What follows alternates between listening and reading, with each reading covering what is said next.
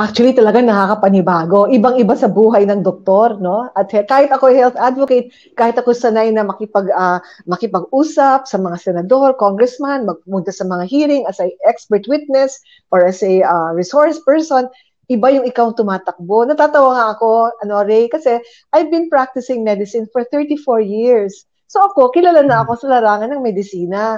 Ika nga, hindi sa nagyayabang, pero dinadayo galing sa ibang probinsya, kahit sa ibang bansa, pinupuntahan ako kasi kilala na ako.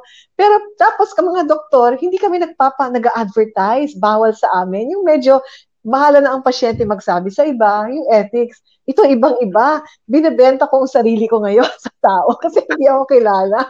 Ibang-iba, sabi ko sa mga nurse ko, sa secretary ko, maninibago kayo sa buhay ko ngayon kasi sabi ko, kung noon ay medyo hihintayin mong pasyente mismo o pumunta sa'yo kasi dinadayo ka naman, ang daming pasyente. Ngayon, sinasabi ko sa kanila, maniwala kayo sa akin, bigyan niyo ako magkakataon. Tapos sabi ko, kailangan ilako niyo ako ng parang taho. Sabi ko, natatawa sila sa akin. It's a very different life. No? So, you have to humble yourself. This is a different arena. Ibang labanan nito, ibang arena.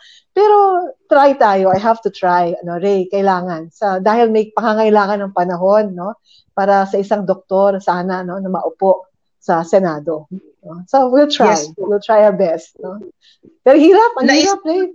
No? Yun nga po sanang nais kong itanong sa inyo kung gaano kahirap and how much joy getting ngayon pong mas malawak na yung nararating po ninyo at marami kayong nare-reach na mga tao na alam na didiscover po ninyo na marami palang nangangailangan ng inyong serbisyo. Well, alam nyo, nakakataba ng puso, pero kuminsan intimidating din. No? Kasi pag tumatayo ka sa entablado, kausap mo, lalaking ang dami-daming tao, tapos sumisigaw yung mga nasa entablado, hindi ako sanay sumigaw eh. Sanay ako sa, siya doktora ka, di ba? Pupunta ka sa doktor, mahinahon, gentle, para hindi ma-stress ang pasyente.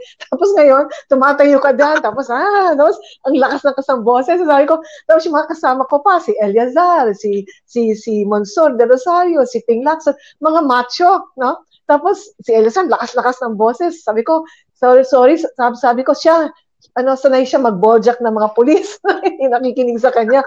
Ako sanay ako makipag-usap sa pasyente. Pero susubukan ko. Ang nakakatuwa nito is nagugulat sila na may doktora, tunay na doktor na tumatakbo, no? And hindi mawawala sa mga tao na pag alam niya may doktor diyan, ang daming problemang lumalabas, no? Ayan, yun, no?